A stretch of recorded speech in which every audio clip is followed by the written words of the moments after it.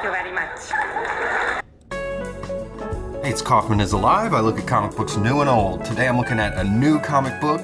This is Battle Beast, number 2 by Image Comics. It's written by Robert Kirkman. Got Ryan Ottley doing the artwork. Annalisa Leone is doing the colors. And Russ Wooten is doing the letters. And I've already picked this issue up back when the first issue came out. As you can see, I got the ultra rare advanced edition here. I got it out of the Battle Beast blind bag. So I got an early advanced copy. But the actual number 2 issue did just come out yesterday. So I wanted to get a review of this now that everybody can legally read it. And I didn't want to give out spoilers or a review of this issue before anyone else could really read it. So, but this was a cool blind bag find. It's got this nice shiny cover here. And I did a review of that first issue as well, so go check that out if you haven't yet. Now, this is a spin-off of Invincible. The actual title of this book is the Invincible Universe Battle Beast. You can actually find it in the eyes if you're looking alphabetically at your comic shop. Like I made the mistake. I was looking in the B's and couldn't find it, but I found it in the eyes. So it's actually Invincible Universe. And Ryan Ottley is the artist here, doing all of the pencils and inking here. And I just want to talk about him for a little bit here. When I got back into comic books about 6 or 7 years ago, after not reading comics for probably, at least new comics at least, for over like a decade. I started getting into new comics. I wanted to see what was going on. Some of the Avengers movies, the MCU, kind of brought me back into reading new comics again, to be honest with you. And so I was looking for, some of my favorite creators who were still around, and I found that a lot of them weren't. Pretty much just Eric Larson. He was still doing Savage Dragon, which was great to see. And actually, when I first started getting back into comics, Larson was actually drawing Spawn with Todd McFarlane doing the writing. So that was interesting to find. And you had Rob Liefeld doing comics here and there. He's actually kind of picked up his output, I feel like, in the past few years. Liefeld has. But as far as new artists, trying to find some guys outside of that kind of 90s original group of guys, there were very few artists I could find that really, I felt like, were reaching that level of artwork and output. But Ryan Ottley was definitely one of those guys when I got back into comics where I was like, okay, this guy can seriously draw on every single page. You're not going to be let down. And the other Ryan Stegman as well, he's another guy who I feel like just draws awesome pages every issue. And I'd throw Pepe Larraz in there too. Those were kind of the 3 new artists. And again, this was like 5 or 6 years ago when I was kind of getting back into the swing of reading new comics. And I felt like those guys were doing some of the best stuff. And they pretty much still kind of are. I throw in some other names in there as well for some new artists that I enjoy as well, like Alessandro Cappuccio, Nitho Diaz. But Ryan Ottley, again, I kind of missed Invincible during that whole initial run. That's when I was a lapsed comic book fan. I was not reading a lot of comic books during that Invincible run. So I've had to catch up on a lot of it through the cartoon and, trades and things like that, and just reading about Invincible online, to be honest with you. So to have this spin-off title, which is connected to Invincible, but it's really its own separate thing, I'm all over that, especially with this creative team. We've got one of the original writer of Invincible and creator, of course, Robert Kirkman, doing the writing here. So let's talk about this issue a little bit. We're picking up right where we left off at the end of that first issue with Battle Beast. And he's just, as the name suggests, all he cares about is fighting and killing and finding the next battle. He wants to find that great adversary of his that will put him into his end. And he's got this ship who he's hijacked, and the ship actually hates him. So it's a pretty funny dynamic. So the ship's trying to find a suitable opponent for Battle Beast all across the universe. And the ship lets him know that back in that first issue, the character they fought, the Colossus, was actually the strongest opponent he could find. And after he defeated the Colossus, we found this Prince Salaka character who was actually on the inside of that giant creature. And he's bargaining with Battle Beast not to kill him. He wants to take him back to his home planet so that he can show Battle Beast a reward of some sort, and so he can get repaired as well. And the ship takes them to an outpost where he can get repaired. There's a nice cameo here of Riker from Star Trek. I feel like that's who this is. He says, "Oh, don't you worry, don't you worry your pretty little alien head. Alien genitalia is my specialty, dear." And it looks like Riker. He's got kind of a generic Star Trek suit on, so that's kind of funny. The writing in here is really funny. This comic moves at a really great pace. I mean, we're just following one storyline here, essentially, so it's not too complicated of a read at all. Really easy to read and jump into. Even if you missed the first issue, I'd say jump right into this second issue. You really aren't missing too much and can pick right up and know what exactly is going on here. So there are some bad guys who notice this Battle Beast here. They say it's him, 100% confirmed. Intel was good. Put in a call. The scourge of twin galaxies is at long last within our grasp.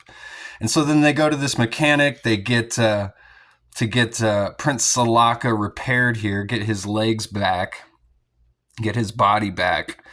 And this repairman says he can't really repair an entire body. It's too complicated.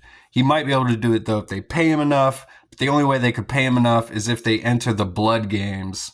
And then we get the Battle Beast saying, "Did you say blood games?" So then we shoot right to the blood games here. And this is a funny scene. Again, this comic is very comedic. It's not to be taken too seriously, really. It is kind of it feels like a bit of a throwback to some 90s Image comics here too, with all the blood and gore and just no holds barred, not holding anything back here. Ryan Ottley not holding anything back in his artwork. He loves drawing crazy looking monsters and blood and violence, and that's exactly what he gets to draw in this comic book. So we see all these different opponents here, which are actually all these guys on the cover, which they look like they might be some sort of team, but this cover is kind of foreshadowing exactly what happens in this book. We got the Battle Beast in this Blood Games arena here, and he actually kills all these guys pretty easily, as we see here. And the first guy just gives up. He's kind of like a Crystar ripoff. His name is Krakow. It says he's hailing from the Crystal Palace of Corinth. And it says his record's 9 wins and 3 losses. He hopes to redeem himself this season. I like they give little kind of backstories to each of these guys who all just either run away or get immediately slaughtered here by the Battle Beast. And finally, we get this guy called the Unknown. Just a crazy looking design. I like his lack of feet. He's got like no feet here. And his name's the Unknown, which is a cool name. I've always thought that's a cool name for any sort of supervillain. But I feel like he was called that just so Battle Beast could make this joke on the next page where he says, "Your weaknesses are known. Your limits are known. Your demise, very known." And again, we just get some awesome blood and violence here. He's able to slice up the Unknown here, and we get a great splash page of just violence and blood. But much like in the first issue, he finds somebody else on the inside of this creature. They say they've saved this guy. He was not himself. he'd been taken over, and Battle Beast has saved their friend. And Battle Beast is just like, I do not care. Your lives are of no concern to me. I've won the blood games. Where is my reward?